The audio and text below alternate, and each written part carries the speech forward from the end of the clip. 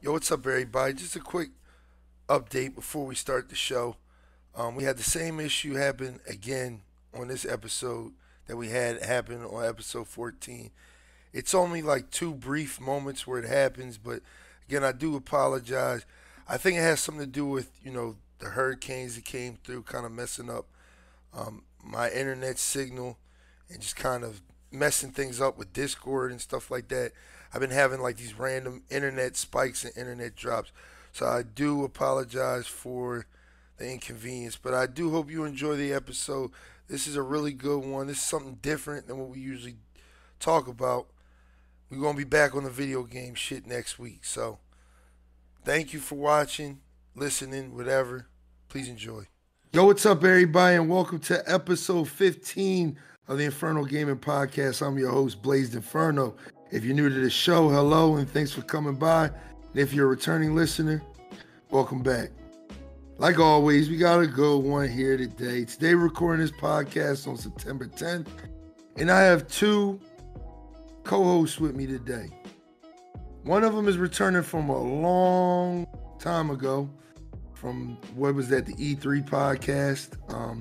She's back, showing some love. I think she went under a different name for that podcast, and she figured things out, so she was going through a little identity crisis, I guess. I don't know. But I would like to introduce her as FatBratPhoebe. FatBratPhoebe, shout out your socials, say something to the listeners, let them know what's up. Hey, what's up, everybody? I just play on Twitch sometimes, like JRPGs and stuff, and I also have a YouTube channel about makeup and fashion. So if you want to reach me on those, my name is FatBratPhoebe on both of them. And yeah. All right, and then my second co-host, he's never been on a podcast before, but he came out for this special edition. This is a different episode, and I'll get to explaining why. Well, you probably saw the title, but I get to explaining why after my man Warren, shouts himself out, lets the listeners know what's up. Hey, what's up there, Inferno? Glad to be here today. All right. And as you probably saw from the title of this podcast, I've been talking about doing this for a while. In the beginning stages of the podcast, we were kind of juggling everything. We're talking about music, TV, games, all types of shit. Well, I knew from the start that I wanted to dedicate certain episodes just to music, and this is going to be one of them, because we're more than halfway through the year, and I feel like now's the time to really talk about it. Plus, we just had two banger-ass albums. I guess you could call them bangers. I don't know if you could call them bangers, but we going to find out. You know what I mean? we gonna find out, man, because I got a lot to say about them two albums. I just hope you two are ready to talk about them as much as I am. You know what I mean? Brought me here for a reason, man. Yeah. Yeah. Well, just so you guys know, this is the Infernal Gaming Podcast. You can check us out on Spotify, YouTube, Google Podcasts, and now we're on Apple Podcasts. So there's more ways to listen to the show. You can take it on the go, all that jazz, yada, yada, yada. Make sure you check me out on Twitter at Blazed Inferno, YouTube at Blazed X Inferno, and Twitch at twitch.tv/Blazed Inferno. Your boy affiliated over there. I'm over there doing my thing. So make sure you stop by, check a stream out, and vibe with your boy. Let's get into it, though, y'all. I gave y'all two an assignment, and I hope y'all delivered, man. I hope y'all delivered, because we gonna talk some shit. But first, I asked my two co-hosts to give me 3 albums from this year that they highly enjoyed and why. So we're gonna start with my man Warren. Warren, give me your 3 albums. And by the way, we're counting albums from like late last year as well. So I say like any time from like after October last year, they will be included on this year, because that's basically the same thing. Like once October starts this year, we're basically in 2022. So Warren, let me get your 3 and tell me why, man. Okay, I'm gonna start from like 3 and work my way up to 1. All right. 3, I'm gonna probably go with Dumb and Dumber 2 with Young Dolph and Key Glock. What? Listen, okay. Inferno, you know, me and you got like our own distinct tastes when it comes to like, you know, what we want to hear in our music and such. And listen, I remember when the first one came out, this was like around the same time when Chance's album came out, right?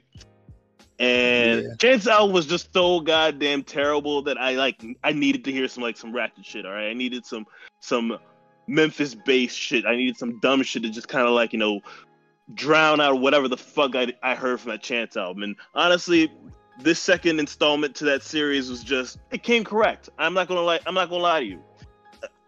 It's a different kind of quality that you're looking for. I mean, if you're looking for like, you know, lyricism or anything like that, then this isn't for you. But if you're looking for like, you know, high energy bass pound music and everything, that, you know, the Memphis sound, it's kind of like the trend in today's hip hop, you know? So I recommend this album for anybody to listen to be quite honest.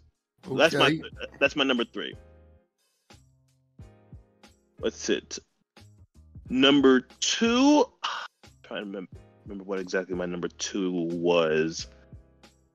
I'll probably go shout out to the Jack Harlow album from late last year, and it dropped in December. I always said when I heard it, it sounded like if I was still in college, it would probably be my album of the year, to be honest. But yeah, you know, for it to be a debut album from an artist that I quite frankly didn't expect much from, it was pretty impressive to say the least. Okay. Nothing much really I need to say about it. I mean, he kind of gives you a diverse array of like, you know, slowed down tracks, a bit of introspection here and there, and of course, like, you know, club bangers here and there. I mean, I'm pretty sure you heard like What's Poppin' in the remix and all that kind of stuff. And of course, my number 1, like, I don't think I need to like explain it any further, but you know, Call Me If You Get Lost by Tyler the Creator. That is my number 1 album this year. I mean, just Inferno, you know me personally, and you know how big I was on the mixtape game back when, like, you know, high school days, and you know how Gangsta Girls was such a huge influence on my musical taste. Yes, sir. The fact that that Gangsta Girls in and of itself became a concept is kind of nuts, but it shows you how far we've done come from something like that was so influential back then to now that Gangsta Girls became a concept album. It's ridiculous, and it also brought back a Tyler the Creator that we did not see for quite some time, since before Flower Boy, to be quite honest. I mean, like, sure, you got glimpses of it here and there, but like, this was the album where I needed to see that this guy still got it as far as his rapping ability. Yeah. He came correct with this album. Yeah. Any honorable mentions? Honorable mentions for some stuff that I just recently listened to, I would say. I would recommend anybody listen to Belly's album, which was called What? Yes, See You Next Wednesday is a dope album. What? Nigga, what? Listen, Nigga, what? It is a dope album. All his albums platinum. And I just actually listened to this one. It's like a short album, but it was still fairly well. A Style Not Quite Free by Big Crit. Okay. It's a nice half-hour listen. I don't know if you would call it an album or anything like that. It's a nice little project, and it came correct as well. It was enjoyable listen, to be honest. Okay. I didn't even know he was still doing music like that. That's surprising. No, he has the one a weekend song in the car with Young Thug. No, we talking about Big Crit now. Oh, oops, my fault. Matter of fact, Crit released like 2 albums this year. I didn't even peep those, to be honest. What? Yeah, dead ass. Okay. And I'm gonna throw a curveball at y'all. What would you think is the worst album you listened to this year? That DJ Khaled album. Oh, wow, really? Yeah. Just at a certain. But I think we spoke about this, like, you know, off air. Like, yeah, maybe because, like, you know, I don't know if I was saying this tongue in cheek, but it's like, you know, when is this guy gonna, like, you know, have his own concept album, or when is he gonna deviate from, like, you know, the same old let's get a bunch of like stars throw them together and make that shit work? I mean, at a certain point, I'm getting tired of the posse cuts, man. Okay. Especially if they're not put together well. Okay, we're far gone from We the Best and We Global and Listen and all that stuff. You're right. But I'm gonna interject on that one because I think that album is like a solid 5 out of 10. It's not bad because some of the best songs of this year are on that album, dog. Like that Nas and Jay-Z joint, that's Of a the good year? song. Yeah. Of That the- little Baby and Dirk joint on there, that joint go crazy, dog. Oh, That joint go okay. crazy. That joint go crazy. Speaking of Lil Baby and Dirk, remember that album that came out this year? Yes, sir. It was literally, I don't know how many tracks, but It's 18 tracks of the same shit. Exactly. But it was fire. Like I'm not even mad. The shit was fire. I want to actually put it on my because this year I consider a good and bad year for music. I think we got a lot of good music, but we got a lot of like we're gonna get into it at the main topic, but we had kind of a lot of disappointments this year. Like I expected a lot of artists to go a little harder than they did, and it was kind of upsetting. When everybody's like done, listing off their albums and everything, I got a list of some of albums that kind of came out this year, and y'all just give me like a quick take on on them. Bad. So, just give me an album. I'll let you know. Okay. So let's start with the obvious then. Off Season by J. Cole. See, all right. I'm about to piss people off with this podcast, but I came here for that. Talk to him. All right, I came here for that. I'm gonna hurt y'all feelings, dog. Let them know. J. Cole's album was good, but it wasn't J. Cole good, dog. It was like you could have put any C or B tier. Like if J.I.D. did that album, it'd be fucking genius.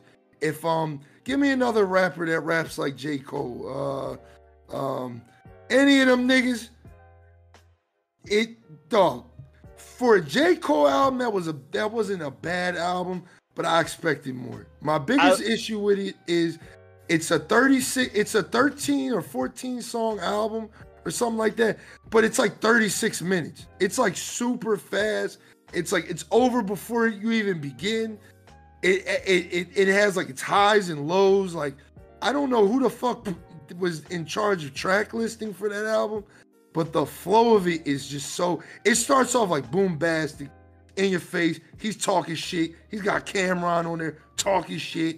You know what I mean? He's giving us some of the best bars on the album, and then after that, it's like I want to sing. I want to do all this weird shit. And we're gonna get to that with another rapper that y'all want to dick ride. You know what I mean? Y'all want to dick ride. All right. I'll say this, okay? My only problem with that album is the fact they call it an album. And I remember saying to people, like, if you just think of it differently, if you think of it as a mixtape, it's fire. But like the fact that it's an album and like you're associating this album with Cole's name, it fell short. In my opinion. Yeah. It's 12. I just looked it up. It's 12 songs, 39 minutes. It didn't leave any effect for me, dog. Like I listened to it. I was listening to it when it came out May 14th. I probably listened to it from like May to like the beginning of summer, and that was it. Like it was here and it was gone. I only saved like 2 songs from the album, to be honest. And for y'all, dick riding niggas that want to say this is the best album of the year. Y'all want to say this is one of the best albums of the year. You trying to fight niggas. Stop it. Y'all playing yourselves. What if it's their best? Dog, then I don't even want to hear what your second best is. I don't even want to hear. I don't even want to list from you. I don't even want you to be in a musical conversation with me because I feel like out of everybody that dropped this year, J. Cole was probably the least polarizing out of everybody. I feel like dog. I feel like Lil Baby and fucking Dirk went harder than J. Cole. Let's listen. Okay, relax. We're good. Nah, dog. Cole didn't give you 13 tracks of the same track, bro.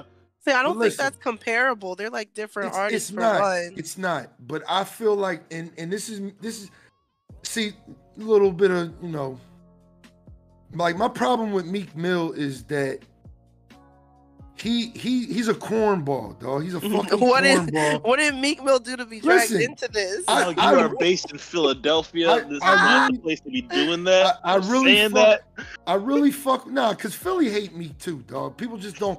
People dick ride him when he dropped, but like if you go on Philly Scoop Hall and Shade Room, like Philly niggas drag me, dog. Philly niggas drag me, dog. And like my problem with like artists like Meek, Cole, I would say Drake sometimes. A lot of like I like all of these artists. I consider Cole is like probably my top 5 favorite rappers of all time, dog. I love J. Cole. But I feel like I wanted more from him, and to me, that off-season shit wasn't it. I hope it's just the beginning of a way better album because it's called The Off-Season. I feel like it's just, he wanted to give us a little like sampler, a little taste of what he got coming soon because that shit ain't it, dog. Yeah, which is why, like, if you call it a mixtape, then it's like, yeah, I appreciate this as like, samples and tracks here and there that are gonna hold me over until whenever he feels like he's gonna like put his foot into something. But this was just like, if you're gonna call this an album, then I expected a lot more, especially coming off of KOD, which was his concept album. It was a dope album. I think every time I listened to it when it came out, it just got better and better. So to like come from that to this, it was just like a complete switch, to be honest. But then again, KOD was coming off of For Your Eyes Only, and that was just kind of like, that was just a mixed match of things. And it's like, I mean, I also feel like some artists feel like, quote, pressured to do concept albums one after the other, and that could be like kind of hard to come up with like multiple concepts and shit. If like they don't have any, because I'll be honest, like I feel like J. Cole really doesn't have anything else to talk about. Like, I don't know. Well, that is true though. Like you can say the same thing about like your Kendricks of the world. Like at a certain point, like what are they going to rap about? I think Damn, for example, was just I wasn't the kind of person that looked at Damn as if like it had any sort of deeper meaning. It was just literally a song of him just rapping. I think a lot of the accolades that he got from that album are literally just makeup accolades from the stuff that he did prior to. Yes. Damn was a good album, but it wasn't really all that. Yeah. I mean, I like Damn, but I literally look at it as like just like a lit ass album by Kendrick Lamar, and I think it's like amazing at that. Like, my problem with J. Cole is this, dog, and I'm not even gonna put his name out on the podcast because I don't want nobody coming for him. It's supposed to be your twin too. But I agree. No, Cole, my boy, man. Fuck with Cole.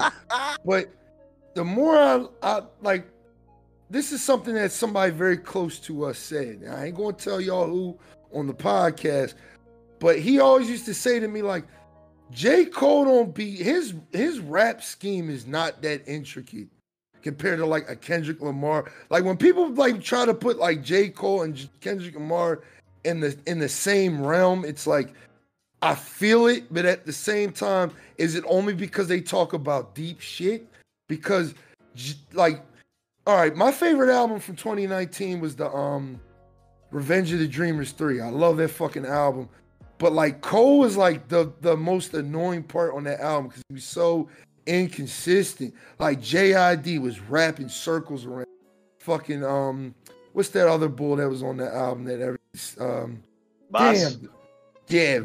rapping, well, I wouldn't say rapping circles, but it's like Cole isn't like that lyrical to begin with. Like he's lyrical, but he's not like, he ain't giving you no Wayne punchlines, metaphors. He's not giving you some Eminem crazy ass, blah, blah, you know what I mean, rapping all fast. Cole is just Cole, and that's the one thing I always appreciate about Cole. That's why I call him, this is why I said, like, he's in my top 5 favorite rappers of all time. But it's like this album disappointed me because it made me want more. When that last song came up, I'm like, this is it? Like, well, like, nigga, you just getting started. Like, you just getting started. And maybe that was the point. I don't know, but I think when it comes to Cole, he's more of like a content rapper. Because like you kind of go to his music because I will always say this, right? If you're gonna compare like J. Cole and Kendrick Lamar, I've always been the one that sided more with Cole because I found his music a lot more relatable. I mean, especially in the earlier years when it was like a lot of it was centered around college aged people and like his experiences kind of growing up and such, and then you're kind of seeing him develop along the way, and he's more so rapping along things that relate to him in a way. So he's a much more relatable thing. But I always say this though: Good Kid, Mad City is better than anything that Cole will ever produce ever. Whatsoever. I can debate that. I can debate that a little bit, man. We'll be here all day if we have to, but still. Because I love 2014 Forest Hills Drive. Listen, it's a classic. Forest Hills Drive is a classic, but it's not better than Good Kid, Mad City. Wait, but why do people compare them? Because it's like one is like clearly like Andre 3000, and one is like very like Jay-Z. It's like, to me, I would not compare them. So why would I compare two rappers who came out at the same time, but like rap differently and kind of about different subject matter? I mean, is it always? I mean, I get it. I sort of kind of get it, because it seems like with Kendrick, his content seems to be much more of a broader thing, especially when you're considering things like To Pimp a Butterfly. Even Good Kid, Mad City had personal elements, but also at the same time he was touching on a much more of a broader thing as well. So like. And also, every Kendrick album is like a concept album, like all of them. Except Damn. Except Damn, yeah. I feel like Damn's concept was being a like quote radio friendly kind of thing. It's supposed to leave you like damn on every song. But damn. Look at that album art. It's like they took that shit from like Microsoft Paint or something and just put damn. Times New Roman. Guys, stop. No. Give us another album, because we could talk about the J. Cole album. Like I said, I'm gonna bump my score up real fast. I'm gonna give it a 6 out of 10. It's not bad, but it's average. It's a little above average. Especially for Cole, it's above average, dog. For me, it's a dope mixtape, but don't call it an album. Next one, The Plugs I Met Too. Butcher coming, nigga. My boy Benny the Butcher, man. Oh man. All right, I'm gonna give that album. Quick take. Just give me a quick take. You don't have to give me a rate. Just give me a quick take on it. How'd you think of it? It was good. Yeah. I don't think Harry Fraud is like that good of a producer as people like try to make him out to be. Like, it depends on the artist. Yeah, because he did an album with it was like Nudie or something like that, and I was like, damn, this joint kind of hot. He had a joint with Jim Jones actually this year. Yeah, that shit was hot. That shit was hot. But like, I don't know. It fit Benny, but it just, I don't know if I was like feeling it one. I give it like a 7 out of 10. Like, I didn't hate it. I didn't like absolutely love it, but it was a very decent album. You know, my problem with, you know, and Warren know exactly what I'm talking about. I get fatigued from certain rappers. Like, if you're not giving me like content in your lyrics, then it's like I get burnt out. Like, the one thing I like about Griselda, I never get burnt out from. The bars is there, the music is there, but it's like sometimes I just wish, like, man, like, can we talk about something else, dog? Like my problem with Pusha T, I love Pusha T. Last album, I think, is like, it's on its way to maybe being considered. I was listening to Infrared the other day, and I'm like, dog, this album, this production, I wish Kanye rapped on it himself and didn't give it to Pusha T, because Pusha T has been giving us the same bars 20 years, and it's just like, coke this, coke that. You gonna give me 7 songs about coke, dog? It's like, and I'm a fucking listen to it. You goddamn right. I agree, but then sometimes I finish the album, I'm like, dog, I literally just listen to a nigga talk about coke for fucking what, 40 minutes of my life. And you fucking loved it. Right? I did. I just wish like certain artists like give me something for the ladies or something, like in the middle of the album. You know what I mean? Fuck out of here with that shit, nigga. No, we're good. Get Marsha Ambrosia in the middle singing about some shit. You know what I mean? I'm sorry, I do not want to hear shit about what Pusha T has for the ladies. Like, I'm cool off that. And that's a lady speaking. So my little take is, like, I like how you mentioned that, you know, you kind of get fatigued with certain rappers and whatnot. I'll say this about like Griselda. I like Griselda. I don't love them. I like them. I can appreciate what they do. They have an old school sentiment about them and bringing it into like the modern age. So it's kind of like something old but in a new form, you know? Yeah. That being said, I kind of get fatigued with like, you know, their style of beats and everything like that. Again, no discredit to them because again, like they play to a fan base of people that have been yearning for this type of music for so long in this particular musical climate. But for me, I'm like after a while, I'm just like, okay, I've heard enough. I can move on. But for this particular project, I liked. But like, you know, they have an immense like release schedule. I mean, they release like every other freaking week. I mean, like I tried to listen to West Side Gun's Hitler Wears Hermes 8 nigga 8. Oh shit. I gotta peep that. Just you like it, but it's like it's still somewhat of the same. Like you know what you're gonna get when you listen to Griselda, basically. All right. Give me one more album this year. Okay, let's do one where you know we kind of had like our thoughts about it. Did you ever listen to the posthumous DMX album, Exodus? Nope. It was. And let me tell you why I didn't. All right. Go ahead. I just felt like I looked at it. I skimmed through it. I listened to like the Lil Wayne song, the Dogs in the House, whatever that joint. I listened to the Griselda joint, obviously. That joint's crazy. And I listened to the Jay-Z joint, and it's just like, I don't know, man. It was like sad. It was like too sad for me to listen to, dog. Like real shit. It's like I was like kind of just because DMX is like one of my favorite like one of my favorite rappers. Like I really appreciate DMX and what he did for hip hop, and it was like to hear him on that album just like I couldn't do it, dog, because it came at such a bad time. Like the man just passed. It was like I'm gonna go back and listen to it, and hopefully on the next podcast that we have, I'm gonna bring that up. I'm gonna definitely bring that up because I'm gonna listen to it because I feel like now I'm over, you know, because that was a very depressing thing, dog. Like just, you know, we all thought DMX was getting better, and it just seemed like, you know. Yeah. Yes, I will say it was a relatively okay album. I did like when I was listening to it and you heard him because it's like weird timing because he was gearing up to release this, so it's not like they kind of like picked up some things and just kind of threw it out there. Pop Smoke's album.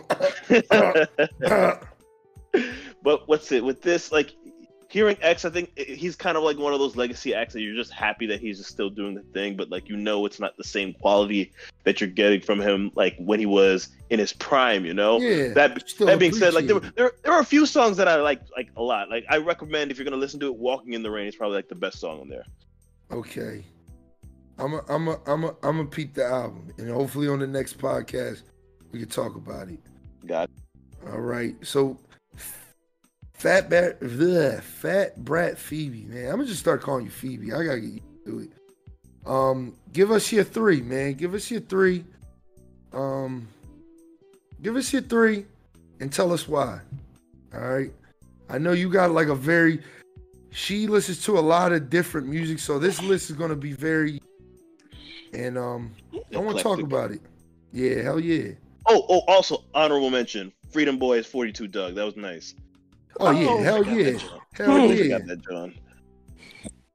No, but yes, as a DJ Khaled would call it, mysterious music is what I like. But yeah, so this year I had 3 albums. They're all, I guess, R&B except for one of them. So the first one I liked a lot. I guess I'll go 1 to the bottom. The one I liked the most start from the 3 being your least best, and then number 1 being your best of the best. Okay. Damn. Okay. Well, my number 3 is Snow Allegra's "Temporary Highs" in the Violet Skies.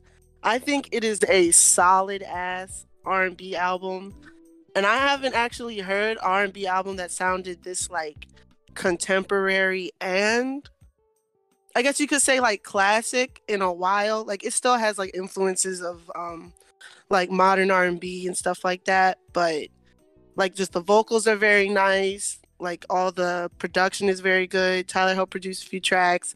It's a very well put together album and very nice to listen to front to back. And I've never listened to Snow Allegra before this, but coming in, like, this is my entry point, is pretty fucking dope. And, you know, I hope she gets some attention for that. Number 2,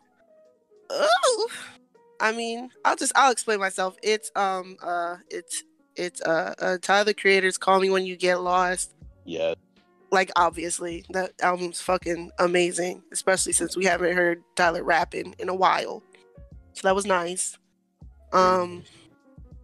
Yeah, like, what can I say? It's a Gangsta Girls Tyler mixtape / album. Never thought I'd be alive to see that shit, but here we are. So it was like I'm one of happy those for that. albums where it's like I didn't realize how much I needed it until it came out. Yes. Oh my gosh. Yes. That very much. It was like, oh, word. And I liked how he rolled it out pretty quickly. It was like, because after Igor, he wasn't going to release anything for at least 2 or 3 years. Like, I thought he was done. But here we are. Can't wait for the concert, you know. Yeah. So, yeah, what can I say? Good album front to back. I can listen to it, you know, all the way through. Yeah, solid. Number 1 is actually Kali Uchis album. It's called Sin Miedo. Some other stuff in Spanish, don't really know it, but that's the main title.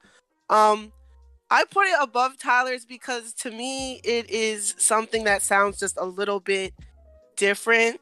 Like, well, I can say I do like Tyler's album maybe in a more like contemporary, everyday sense. Like, I can just listen to it whenever. It's very like standard, especially for Tyler the Creator's standards, like very just run-of-the-mill vanilla. Like, I feel like the most adventurous song is maybe like Juggernaut maybe or something, and even then it just sounds like standard Tyler. It's nothing that, like, in my opinion, he did anything that like stretched him out any further than what he's done before. Versus Kali Uchis's album is very much so like something that's very conceptual, something that sounds like songs we haven't heard yet, especially in Spanish. But that's another thing, my fault. This album isn't half Spanish and English. It's a mix of both on every single song, but yeah, it's just like new sounds and production that hasn't been heard with like Spanish vocals and stuff, and it's just a really interesting album. It's pretty short. It's like 40 something minutes maybe. Kali Uchis, of course, is an amazing vocalist. And if you like R&B music, if you like soul music, salsa, that Spanish hip hop shit, I don't know what it's called. If you like any of that stuff, it is right up your alley essentially. It's a mix of all of those and then some. So yeah, those are pretty much my top 3 of the year so far. Because who knows what might come out in the rest of the year. Yeah, that was a good list. I'm gonna address you directly because I'm gonna like as if I'm not even talking to Inferno right now. But did you listen to Man on the Moon 3 when it came out? No. Oh God. Okay, I'm on my own on this one. I'm sorry. Kid Cudi's album? Yes, and I liked it. Okay, so what? Like, I only like one Kid Cudi album, and I think it's one nobody gives a fuck about. And it's, oh God, what's up? Pain, Passion, and Demon Slaying. I actually like that. It was a dope album, yeah. Right, I just don't hear anybody talk about it, but I really like that album. Oh yeah, it was a good. Yeah. Honestly, it was a really good album. I liked it. Right, okay, but okay. you got to get into the Man in the Moon series. It's all good. I mean, I'll try because I don't know about the first one, man. Because like Pursuit of Happiness has got me burned the fuck out. Like, Fam, it's a classic. 1 and 2 are classics. I'll attempt it. If I'm not above it, I'll try it. If I do like it, that'd be nice. But Kid Cudi is so gotta be really sad. You gotta be a really sad girl right now. Like that. See, if I listen to some, I have artists to listen to if I'm depressed, though. Honestly, no, I don't, because The Weeknd been high on cocaine for 3 years solid, so that's a lot. Like, nah, I'll listen to Kid Cudi though. Listen, all your depressed artists are Kid Cudi's sons, okay? Like, real shit. Is the goat of like depressed music. Real shit. And I be trying to tell Derek that like Kid Cudi low-key influenced a lot of these niggas, but he don't want to hear it for some reason because his hatred is so fucking strong it blinds him. I don't know why. This is why I'm talking to you. It started in 2008 and I've never let it go. I never let it go. This nigga released Day and Night and been on Derek's bad side ever since. Like, I don't get it. How do you not like that song? Because they played it 1,000 times and it's fucking corny. Like, it's fucking... Kid Cudi's not corny. He's not corny. Because I like a couple of features he's been on lately. Dude, he's just not for me, dog. He's not for me. Your soul? It does. I love his humming. I think it's better than his other shit. Like when he was on that Travis Scott song on Meet the Scotts, I'm telling you, when the song first dropped, I was like, fucking banger. This shit is amazing. But when Kid Cudi comes on, we got the ups outside. Look up the cops. I'm like, I turn it right off, dog. What? You didn't like his verse? You didn't dog, no, his hater. Like, yo, Derek, you are like an active Kid Cudi, and I just want to know what Kid Cudi did to you. What did Kid Cudi do? He dropped Day and Night, and like damn, VH1 played it every 5 seconds. Like it was a personal vendetta against Derek. I wasn't feeling it, dog. Yo, Kid Cudi just be making music to spite Derek. Real shit, apparently. Give us Phoebe. Give us an album that you were disappointed about this year so far.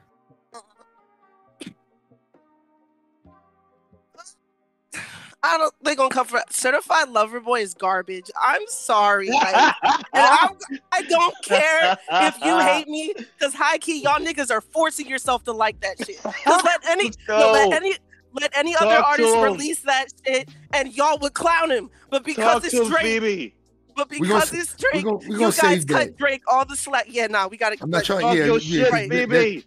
Short version. That's the topic for this podcast. We're gonna talk about that. Short version though, Certified Lover Boy disappointed me heavily. We're gonna leave it at that for now. Let's go. Give us some honorable mentions too. Give us like honorable mentions. What can I say? Mariah the Scientist. I actually listened to that album and I think it's good. Yeah, it's a good R&B album. Yeah. The ladies love her. Yeah, I mean, she makes music for the ladies.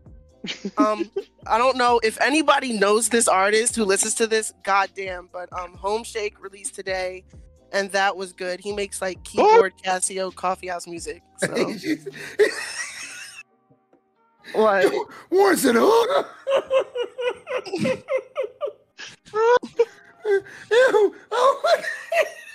Wait, hold up, Warren. Yeah. Wait, you know who Home Shake is? No. That's why he said who. He hit you with the Snoop Dogg. That's why I said it's just honorable mention, because like who the fuck knows who this nigga is? If you are one of the 5 people who know this band, shouts out to you. He makes fire ass music. What's the album called? Let him know what the album's called. Oh yeah, the album is called 1 second. Fuck. Oh yeah, okay. It's called Under the Weather. He definitely got COVID. No, it's about never mind. Check out Under the Weather by Home Shake if you like ethereal, moody coffee house keyboard Casio. Yeah, it's very good music. One nigga in his room ass music. It's very much that. I might just peep then. Okay. Yeah, listen to Helium and then listen to that. I really like Helium. We gonna Did you listen to Hotels by Jasmine Sullivan? That was disappointing to me, but it's because like the subject matter of which he's singing about, I just don't really care for. That's all.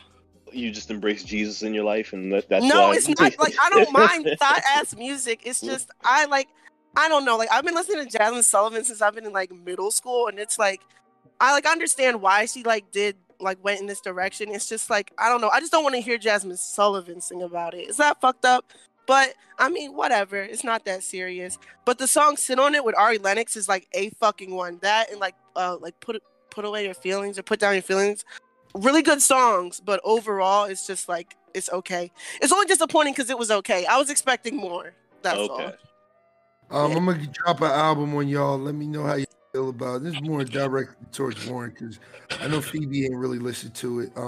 Faith by Pop Smoke. How did you feel about Faith by Pop Smoke? I didn't even bother listening to it because you know how I feel about Pop Smoke. We've talked about this already. I'm not a huge grime dude, and then when you're trying to combine New York drill with grime, again, it all sounds the same to me. It's just like I just can't. Bully to anybody who is into that type of stuff, but I was never really into Pop Smoke. First of all, yeah, because I'm sorry, y'all niggas talk shit on grime for years. Then a nigga from New York raps on it, and now it's cool. Like, I'm sorry, I'm not gonna get over that. I'm not Yeah, going to get over that. I kept that same energy. Like grime is just trash altogether, no matter where it's I mean, coming I from. think I think it's Listen, I think it's I love okay. Pop Smoke. I love Pop Smoke, but this last album you could tell was like very just a cash grab, and it disappointed me because it didn't feel like a Pop Smoke album. It felt like these were a bunch of songs he did not complete, and they just threw like A-list rappers that you would never, ever see Pop Smoke even rap with on the album, just as like filler. I And heard Dua Lipa was on there, and I was like, okay, that doesn't seem right. yeah, he liked her. He liked her, so it was like that was more of like a homage to him. Like, yo, you finally got that feature that you always wanted, because he actually really liked her. He actually really liked her music and shit like that. But It just doesn't seem like in place. But I couldn't see him fucking with Kanye. I couldn't see him fucking with Kid Cudi. I didn't see him. I couldn't see him fucking with half the people on that album. And then like Pusha T, he's fucking whack for using a dead man's album to fucking throw some disses at Drake, because you know Drake lived rent free in this motherfucker's head at this point. You know what I mean? It's just like that album. They're like, See the Vision is amazing on that album. Or Tell the Vision. I love that motherfucking song. That's a dog. good song. Nigga, we made it. I love that. But like the rest of the album, like he put Dior on it for the fucking fourth time. I'm just gonna leave it at that. Like, it's a hit, baby. No, what I will. This may sound fucked up, but like I don't care. Not every nigga needs a album after they die, especially if they were only like out for a year or so. Like, I'm sorry, X didn't really need one. Pop Smoke didn't really need one. Not like talking to whether or not they, legends, all that shit. But it's just like everybody need that shit. Cause like, okay, Michael Jackson and Prince got one, but those niggas had a backlog of like 1,000 fucking songs. So it makes sense that these dead artists would have posthumous albums. Like, I'm not gonna say who wanted to hear what else Pop Smoke had to offer, but like real shit. Nah, like the sad part about like all like Juice, X, and Pop Smoke is like they literally died like on their way, especially Pop Smoke, on their way to their prime, dog. Like that shit hurts a little bit, dog. Like I like Pop Smoke was really about to blow the fuck up, dog. Like really blow the fuck up. I'll say he was definitely. Yeah, like, even though I'm not a fan of him, he was definitely gonna take over. Yeah, he died in like the worst time. X to me, like I liked X in the beginning, but like further down the road, I'm like, all right, you're making that just isn't for me, doesn't speak to me. I'm not 17 and depressed. Like, you know what I mean? Like I respect the music, but I'm a pass. Same thing with Juice WRLD. Like I wasn't a big fan of Juice WRLD before I could honestly go and say I never really liked Juice WRLD to begin with. But for them to get posthumous albums, it's all. Or I think I said it right. I don't know if I said it right. You did say it, yes. All right. Oh, good shit. You know what I mean? I'm saying words right. well, my thing is, I can't be too hard on X and Juice WRLD because they were like how fucking old when they died. So like, X was like 20. I think Juice WRLD just turned 20. It was like a couple days after his birthday or some shit. No, yeah, because his birthday's in like December, right? Yeah. So okay, yeah. But I mean, everybody, Let me hit y'all with my shit. Yeah, I'm gonna hit y'all with my list so far. Three albums that I think that you definitely need to listen to. One of them is I'm gonna see how old it is first, because it's from 2020, but it's like it's on like that cusp to me. Like it was right there.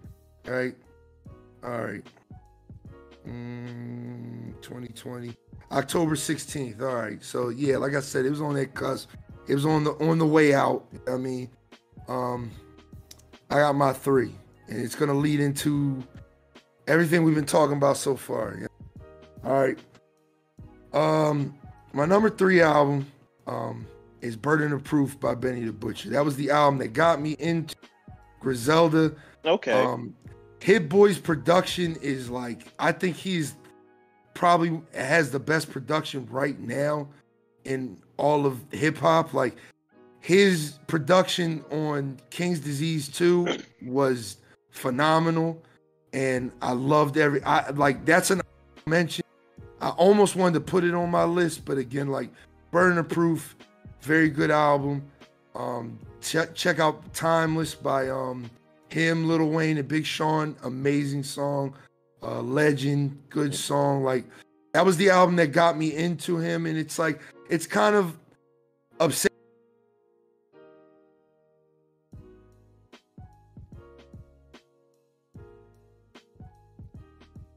Moved away from that. Like I felt like he tried to make all bangers, and it's like that was phrase. Yeah.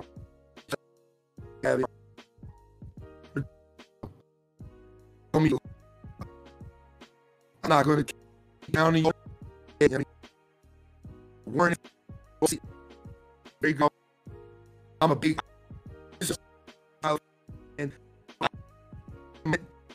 and favorite rappers of all time. Introduced me to him back in 2011 or 2010, whenever that was. And it's just like, I've always been a fan of him. I fell off. I wasn't a big fan of his last project, Igor. I'm going to save that for another podcast, man. I really enjoyed this album. It was great to see Tyler rapping again, talking his shit. I mean, he talking about cars and shit, like shit you never heard this man like really talk about, because he's never been like a very braggadocious person. But he came off very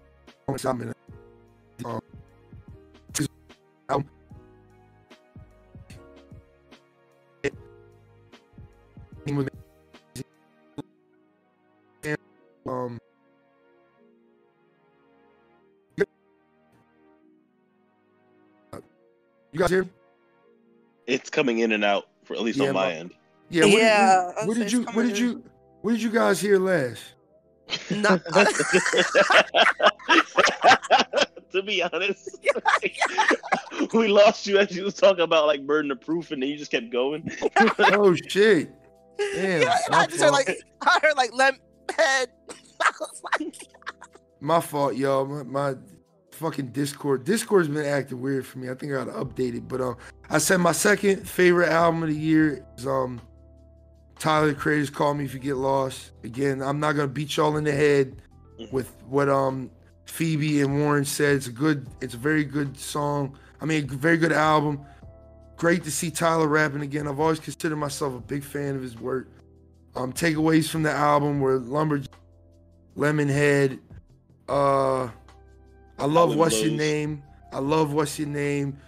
Juggernaut, Wilshire, Safari. The whole album's great. I don't like one song, and I feel like it's because it's very long and it's dragged the fuck out, and it was sweet. Like I was like over that song like 2 minutes in. I'm like, all right. My brother actually likes that song a lot. Yeah. Who? Lonzo. Chris. Yeah. No, Lonzo. Oh shit! Whoa. Yeah, shit. I put him on that album. He fucks with it. Yeah. But yeah, I really like that album. And you guys ready for my number one? Give me. Are y'all ready for my number one? Cause I have an idea what it is. Listen, Call Me If You Get Lost was like, to me, like a 9.5 out of 10, 9.8 out of 10. Very good album. I really enjoyed it. It's very fun. There's like 2 songs on the whole album I don't like, and that's it. I mean, what was I gonna say? You guys still hear me? We'll hear you. Yeah. What was I gonna say? My number one album, right? I'm about to fuck y'all up with this one. It's Donda, dog. It's fucking Donda.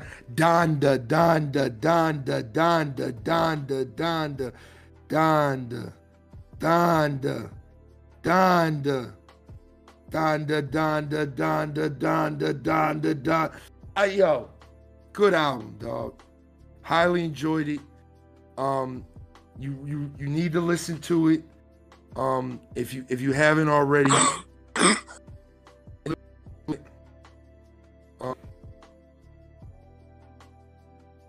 Hello? You chipping in and out again. Oh shit. You like? Did you hear me though? Yeah. You like Donda? Okay, go into your explanation before I tear that shit up. Oh man, dog. Dog. All right. Yeah, Here's I'm just saying everything went out. Yeah, my fault. All right. Here's my issue, and if my mic goes, say something. It just went out now. Oh, fuck. It just went out. Discord be acting up. I don't know why, but yeah, acting poo shiesty. Listen, Donda would have been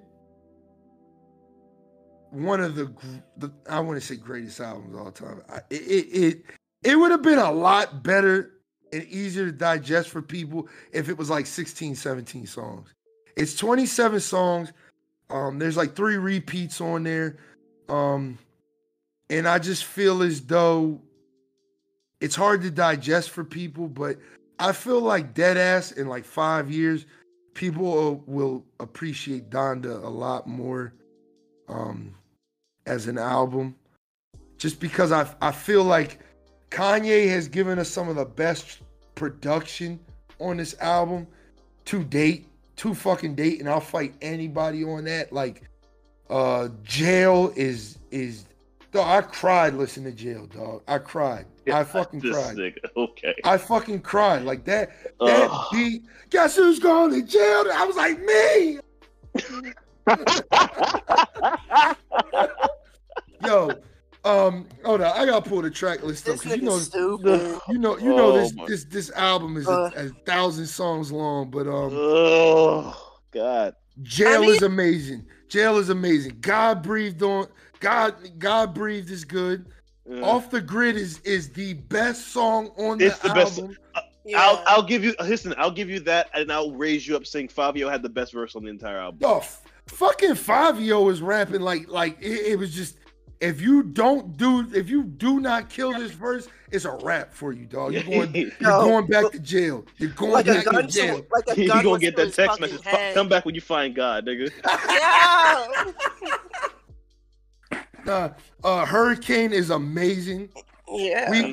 We done heard that 70 iterations of that song, and for some reason, somehow, some way, Kanye gave us the best version of it on this album. Appreciate him for that.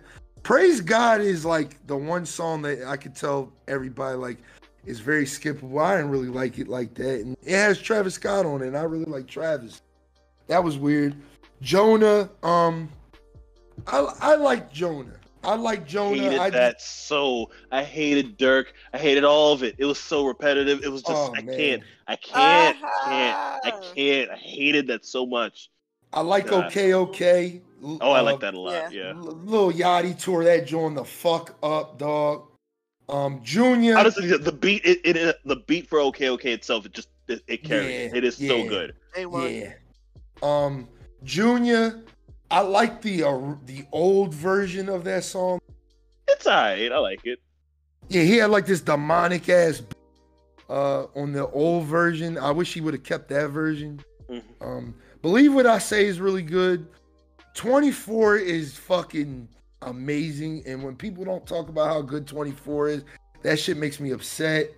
Believe What I Say is amazing though. Like if you're gonna sample like Lauryn Hill and then just like have the beat like it is right there. It is a really good song. Yeah, people love that song, and I know why. This song is very good. Remote Control is good. Thug gave us a good ass verse. Really good, really good song. Moon, people love Moon. I like Moon. Yes, Kid Cudi was nice on it. I liked it. Okay.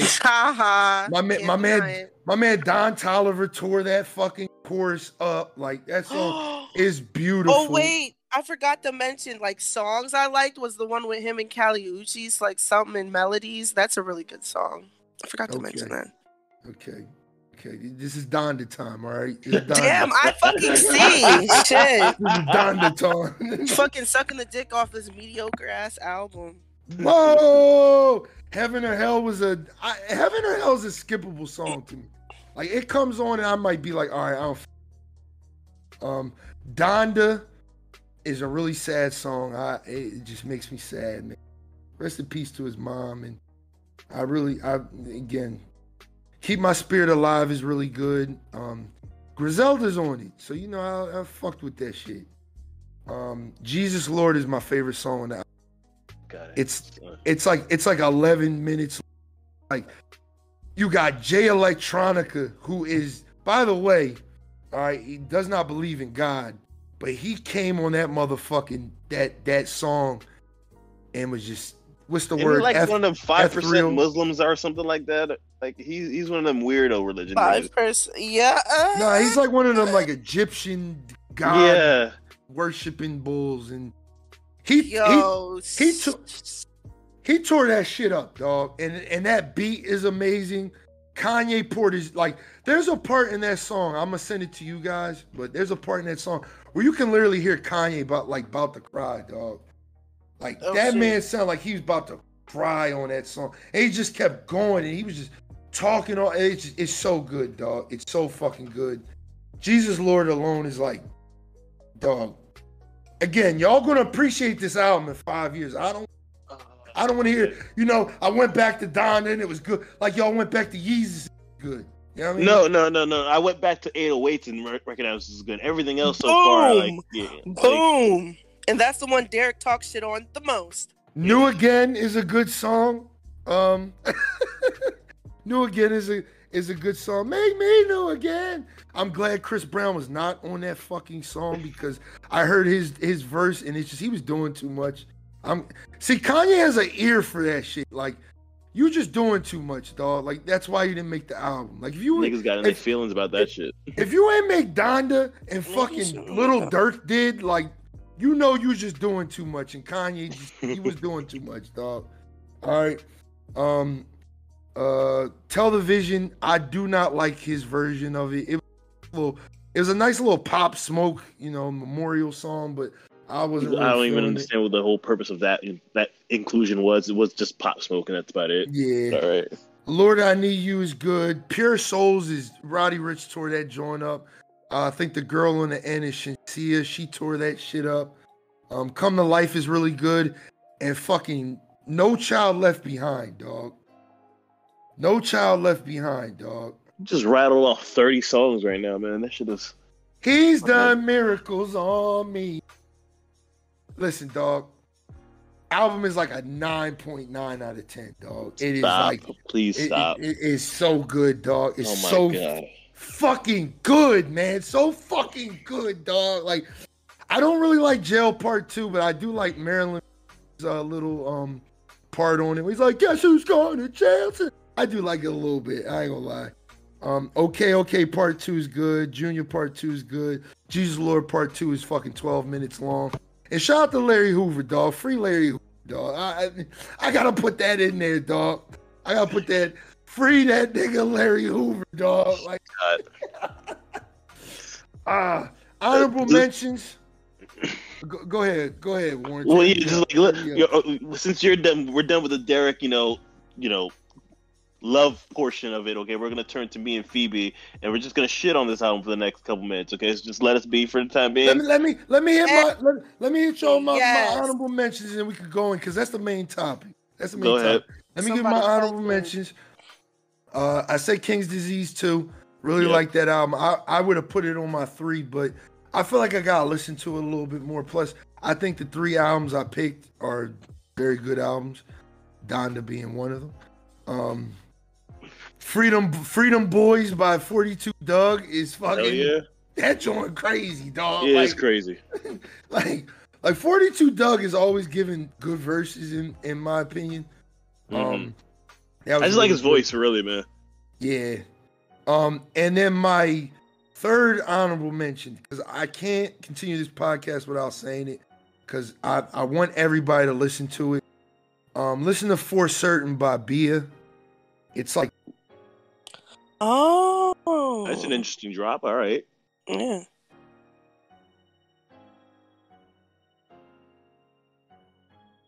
Oh, you chipping out again. Yeah. Yeah. No.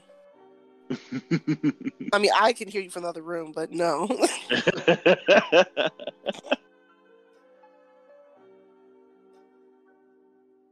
This is gonna come out funny. Yeah, it's gonna be. Is it the microphone? Yeah, he's completely gone. Real shit.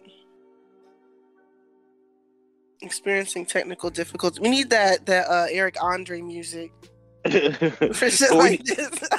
Or we need Craig to say something. Yo, I need to order some food. It's late as shit. It's 7:30. I guess I'll do that. No, I can't hear you still, Derek.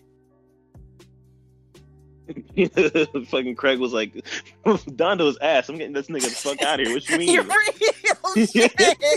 You let that nigga talk for too long. It was like, cut the mic. Yeah. Craig is the Kanye bear, and it was like, yeah, that shit didn't feature me. I was on Donda, so fuck that shit. Yo, no, I don't. Did you unplug the mic and plug it back in? Yes.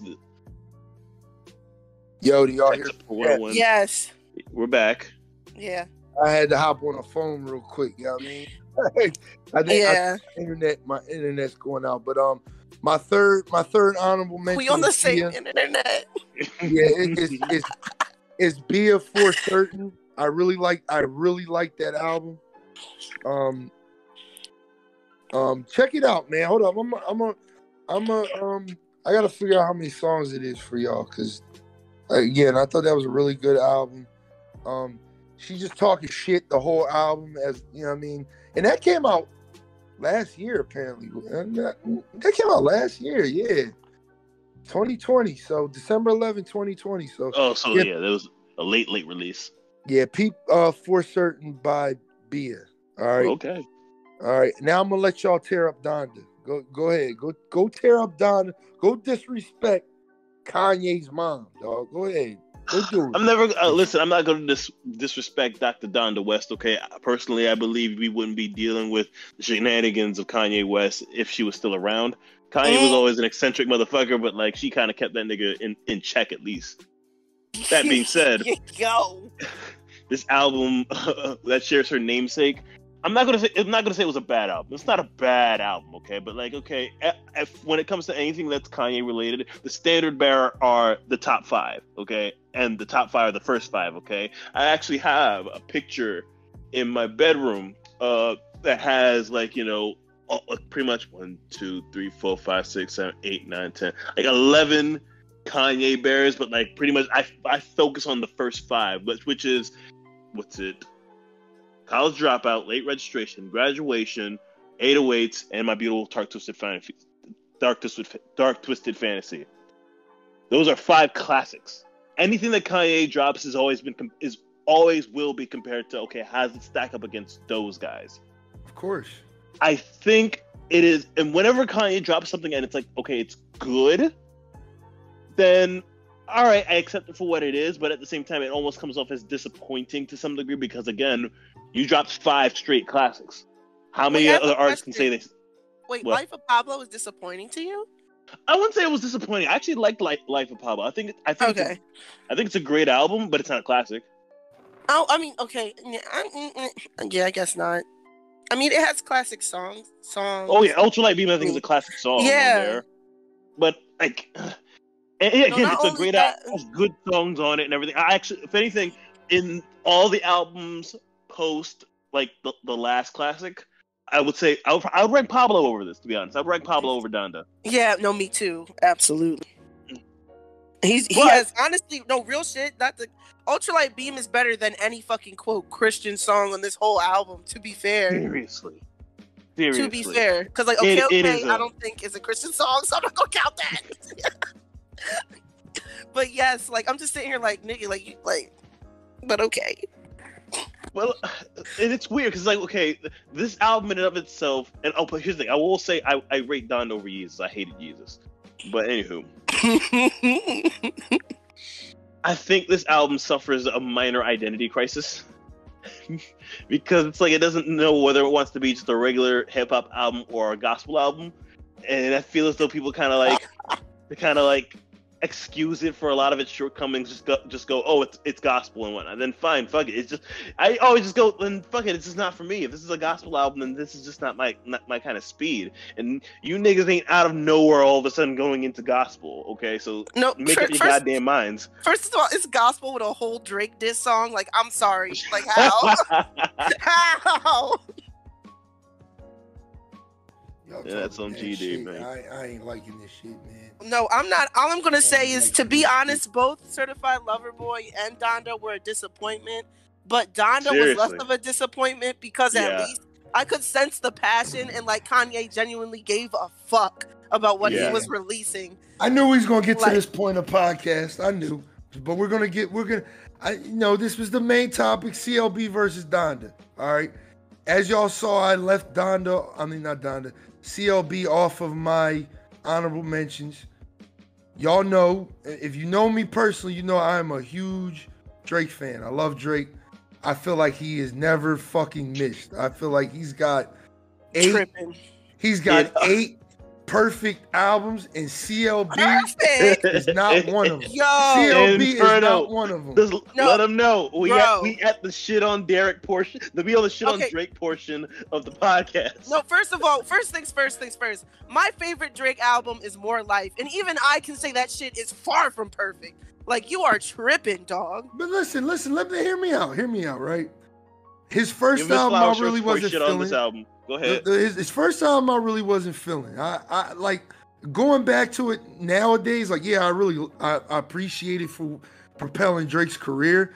But other than that, like, I don't really look at his first album. Like, his first album is probably like a 7 out of 10. It's not bad. Take Care is fucking a 12 out of 10. It is the best The Weeknd album we ever got. All right. Take Care is amazing. Nothing Was the Same is a very good album. Wait, hold up. Wait, so Drake's first album is Thank Me Later, right? Yeah. And you're saying that's not a classic? Me personally, I didn't like Drake back then. Like, So Far Gone, Far Gone I liked, but I only liked because Lil Wayne was killing this man on every song. I mean, all right, I'm gonna just let you have that, but you're fucking tripping. Nothing Was the Same is like a 9 out of 10. It's almost perfect. If you're reading This Is Too Late, is like a 9 out of 10. If we were to throw in What a Time to Be Alive, all right? I tell Warren all the time. Listen, classic that was album. Era and a half, man. That shit was crazy. Hey. 10 out of 10, no misses. He got no misses on the album. No misses. Perfect album. Views, I give it like a 9.5 out of 10. I like Views. Yeah. What was it? More Life was after that. I give More Life like an 8 out of 10. I like More Life as well. Scorpion was like a 7 out of 10. I ain't about to listen to that shit. CLB, certified. Whoa! Dark Lane demo tape. Dark Lane demo tapes is a fucking 9.9 out of 10. All right, I'm gonna talk my shit. I'm gonna talk my shit on Dark Lane. I wish Drake, fuck you, dog. First of all, fuck you, dog. You're never going to hear this podcast, but fuck you, dog. Because my thing is, how are you gonna call Dark Lane demo tapes a mixtape? But it's better than fucking Certified Lover Boy by a landslide. You got some of the best Drake bars on Dark Lane demo tape. Yes. Deep Pockets. Fucking the Jay-Z joint. Losses. D4L. Dog. Even the singing joints, he was killing. Yeah, with Chris Brown. Not You. Yeah, Never Not You. Yes. Florida with Love. Like, dog. Dark Lane demo tapes were so good. I was so hyped for Certified Lover Boy, and I'm gonna give you my rating on Certified Lover Boy. I give it a 5 out of 10. And Drake, that's like a 3 out of 10, dog. You done fucked up, man. You done fucked up with this album. I like I was not feeling Certified Lover Boy like that. I'm gonna give you the songs that I fucked with, and then I'm gonna let y'all go in and tear it the fuck up, and I'm gonna help y'all out with that. I like Girls Want Girls. I like that. In That's the Bible horrible. was lit. Love All with Jay-Z was good. Fair Trade is good. TSU is good. In Too Deep is the best Future song we've gotten in a long time. All right. No Friends in the Industry is good. 7 a.m. on a Bridal Path. Race My Mind is good.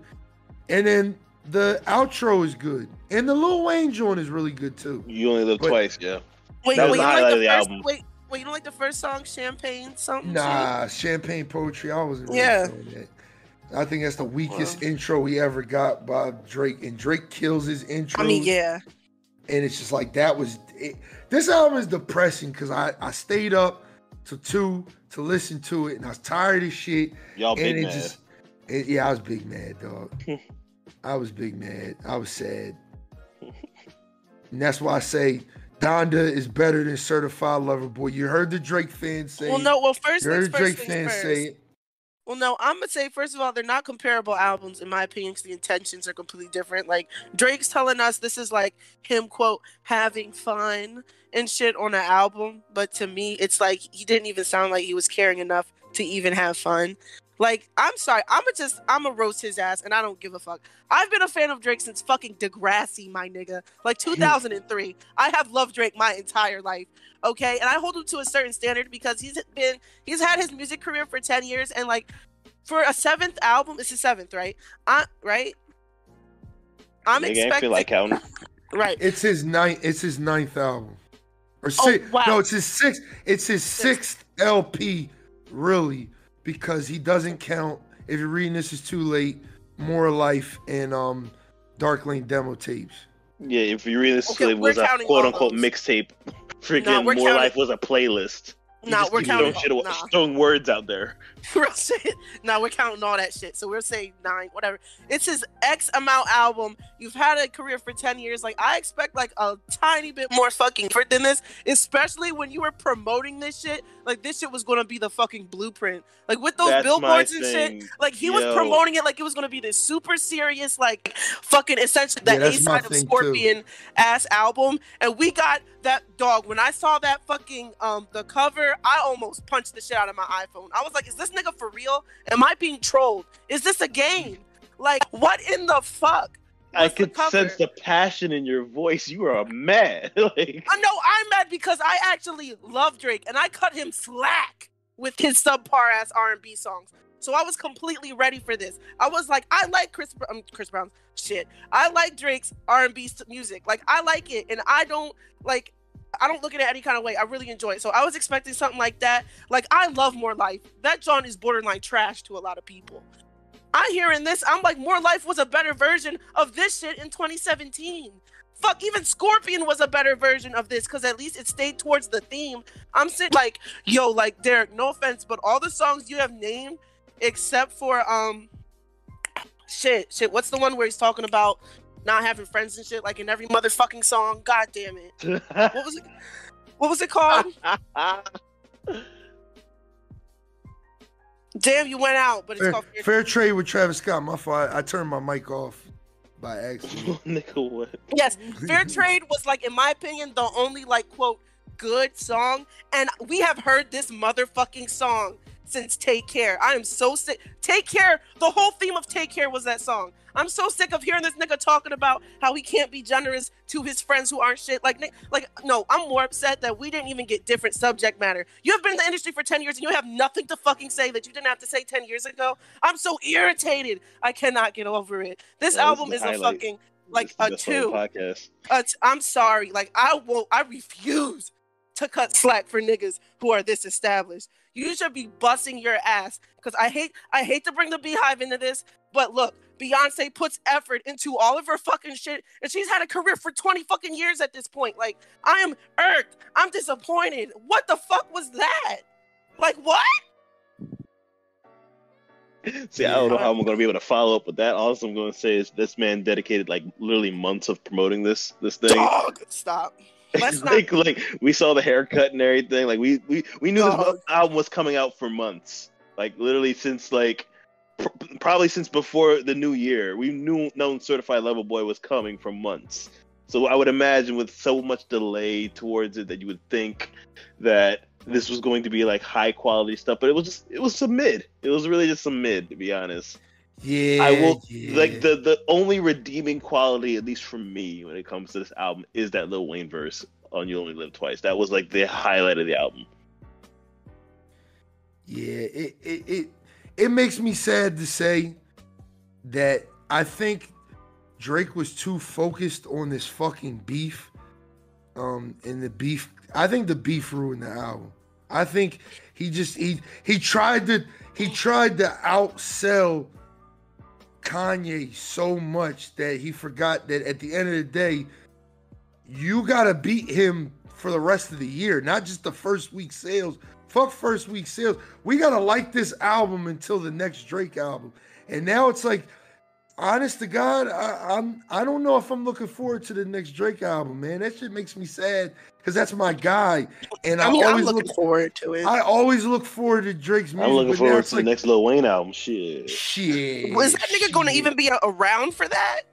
I'm Not a Human Being 3 coming out, nigga. Like, I'm not saying like no. Lil Wayne looks like he's on his way out. I'm sorry. Listen, if he keep rapping like how he be rapping on these features, with every dread he loses, he only gets better. This man is stupid. Yo, what the It's fuck? only been up, man, at this point. I'm like, I used to like, honestly, straight up, I've had a love-hate relationship with Wayne, okay? I used to be the biggest Wayne fan, and then he just fell off a fucking cliff and just started rapping about his dick and pussy in like literally every fucking rap. But then once he started becoming like an animorph and becoming looking like a cockroach and losing dreads like by the day, like he's been turning up. He's like, yo, I don't got much time left on this earth. I gotta let these niggas know I'm still the best rapper alive right now. Now that I'm still alive. Lil Wayne looks like he escaped straight from fucking Chernobyl and shit. Like he looks crazy. No offense, but yo, him talking all that shit about like fucking beating the pussy up has beat up his dreads. Like, oh my god. Rest in peace. But no, I mean, you know, I'm just saying. I hope we get it before he just, you know. Yeah. You know, that's gonna be a holiday though. Yo. Wait, I think he went out again. Yeah. Derek, you think you on mute? Oh God. This nigga is still talking. I'm about to go on. I can hear in the back. Talk without you. Oh, okay. Wait, what was he just talking about? Shit. What's the? You want to keep shitting on Certified Lover Boy? Because I'm just thoroughly entertained. Yes, by honestly, yes. Truthfully, no. Like, what else can I get into? First of all, I'm not like y'all fucking nut ass niggas. Like, I'm not gonna force myself to like some shit. If I don't like it, I just don't like it. And no, I wasn't about to sit there and be like, oh, that song Lesbians, horrible. That corny ass, oh, I like girls, like if you like girls, I like girls too. That corny bullshit. It is 2021. Who is making these jokes still? Fuck no, Lil Baby must have not gotten the memo that Drake wasn't trying, because that nigga rapped like a gun was to his head. I was like, yo, like, wow. But honestly, I'm the Lil Baby fan, but that nigga puts in effort. Yeah. He puts in effort. I will give him that. Fucking Lil Durk was good. I don't even like Lil Durk either. Like every feature was just way better on the song. The one song, Too Sexy, is so fucking horrible and corny. It's okay. Don't know how he did that. Such a cringe song. It's so bad. I'm like, y'all are letting this slide. Okay. Like no. And then it's like he said, quote, it's supposed to be an album that's like a joke and shit, but then it's like you dissing Kanye West in a whole song with a time and a fucking location. Like, oh shit, what happened? Oh wait, are we still here? Oh, Derek left. He left. He looks like he may come back later. Who knows? Okay. Don't call it a comeback. But no, yes, like literally every other person was amazed. Like honestly, put in more effort than he did. I'm just sitting here like, oh no, yeah, that's what I was getting into. The fact that he made it seem like he said it was like, okay, it's supposed to be a chillax album. something you put on for some bitches. Why is he out here dissing Kanye West? Like, what bitch cares about that? The fucking, what's it called? Something at something time AM. Like, I'm over it. I'm sorry. No, we're not gonna listen to Drake rap about the same shit for 20 fucking years. I refuse to let it happen. I will say this though, he's kind of like, I'm not gonna say he's like, it's not as if like this is the point where which he's crossed over, because he's always like been a pop artist. Right. So it's like, because of his broader demographic, he doesn't necessarily need to have a lot of content in his songs, because when it comes to like pop music, is pop really the bastion for like, you know, deep content or being able to like, you know, speak upon something that's going to be overly relatable? Most of the time, motherfuckers just looking for a bop that's going to be able to play over and over and over again and stick in people's heads. And I think that's the kind of music that Drake is trying to look for at this point in his career. No, but I'm gonna say this, and this also, I feel like Drake is at that point where he doesn't have to, quote, look for bops. Like, anything he releases is a hit, so it would not hurt him to release something. This nigga did a dance. Tootsie Slide is complete hot, like. Listen, okay, you can't say that he isn't trying to, like, you know, gravitate to what everybody else do. When this nigga was like, nah, man, I'm gonna do a dance just because I'm fucking Drake. No, like, I'm saying because that was a whole TikTok reach with that. That was a TikTok reach. And it worked. But that should be beneath him. That should be beneath him. To me, it was. I thought it was the corniest shit ever. But it even further proves my point that, like, Drake is in the position where he shouldn't have to care about hits. Going to bring Beyonce back in this shit again. She literally makes music she wants to make because she knows she's on that level. It's like, I don't have to make hits and shit. And like, say what you want about Beyonce, flawless discography. Her albums hit. It's good music. It's like, you are in the position to not have to look for hits. So just make good music. Make a fucking legacy that is worth a fucking damn when you leave this earth. Like, what the fuck? I'm sorry. Is that too much pressure for these niggas with millions of dollars? Yeah. I was disappointed by my man Drake, man. You let me down, dog. You let all of us light-skinned motherfuckers down, and I'm just the dark-skinned niggas too. We got nothing to hate on. I mean, we do, but like not in a good way. I'm sad, man. Y'all got anything to add to this? We've been going on for a nice little bit of time. Do y'all got anything else y'all want to add to this podcast before we wrap this up? What's it again? We probably should like make a little, like, you know, list of like all that, like probably like if there's any sort of like, you know, things you can throw into the Discord, like a list of the albums that we've probably mentioned, but somebody would have to like comb through this entire podcast to find all the albums that we talked about. I'm gonna do another music edition, maybe sometime towards the end of the year, just to tap in, see how we still feel about our list. So I guess we'll just save it for them. We'll give everybody like a nice little concise, maybe like 10, 20 albums. We could also try to revisit some of these albums and see if we still feel the same way about Certified Lover Boy and Donda. And right. Who knows? My opinion might change. It changed about Flower Boy.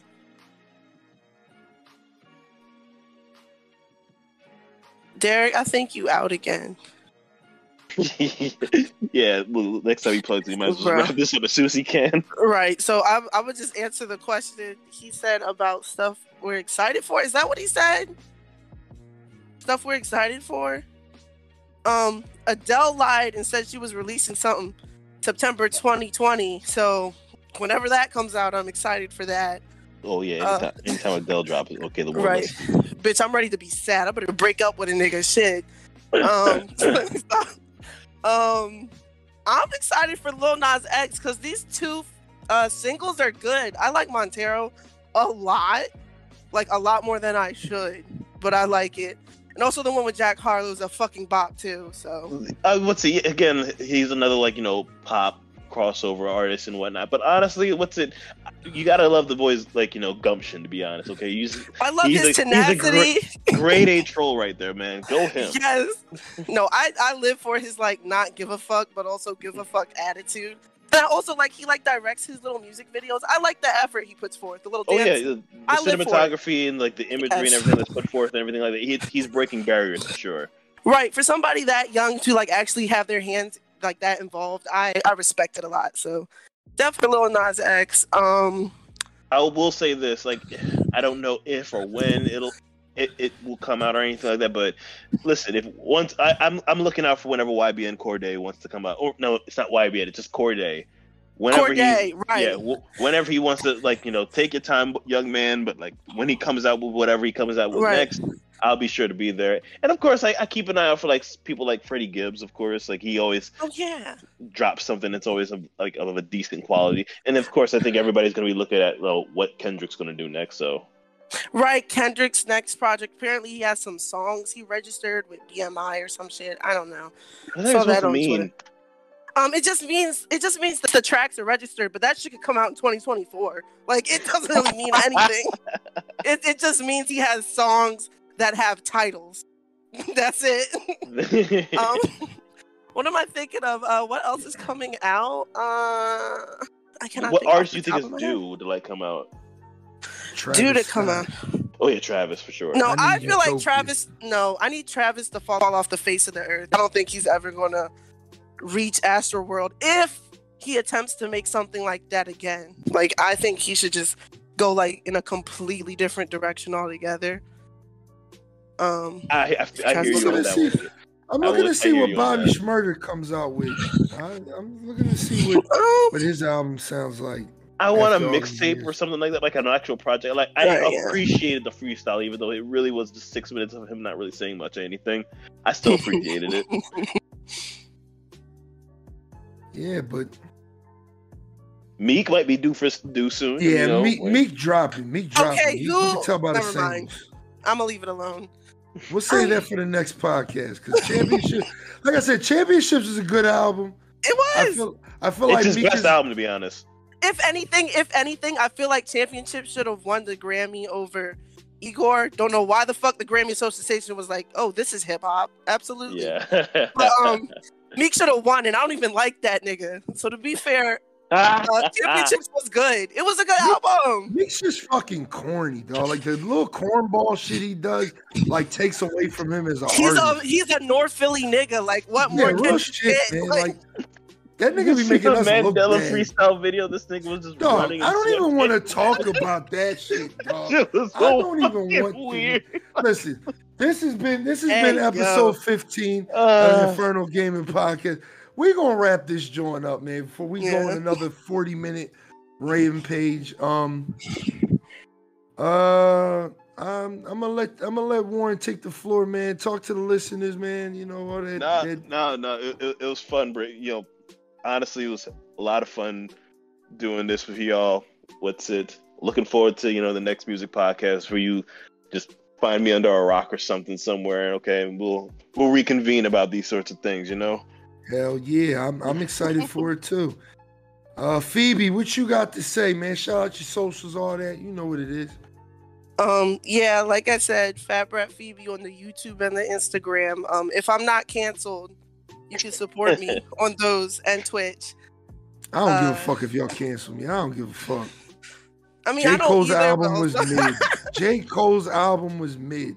I feel like that's like the least worst opinion in this whole thing. And y'all are dick riding Kendrick's fucking verse on that Baby Keem song. It was good. It was good.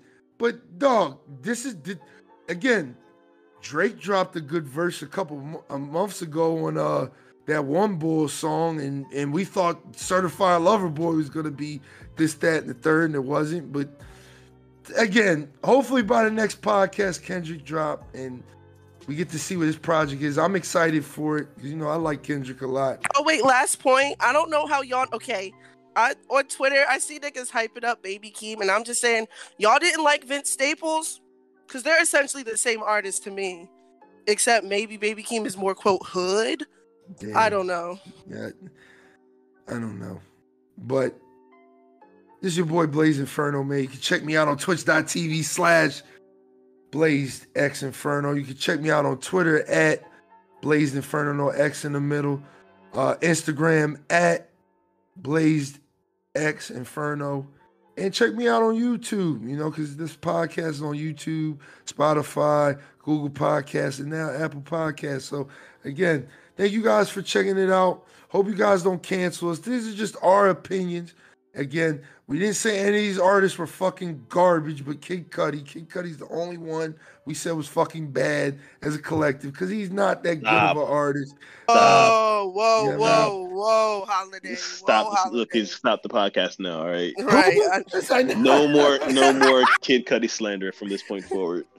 But Real this has shit. been episode 15 of the Inferno Gaming Podcast. I'm your host, Blazed Inferno.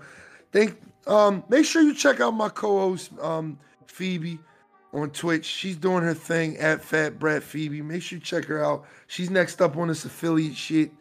And we out of here, y'all. Thank y'all for tuning in. Peace.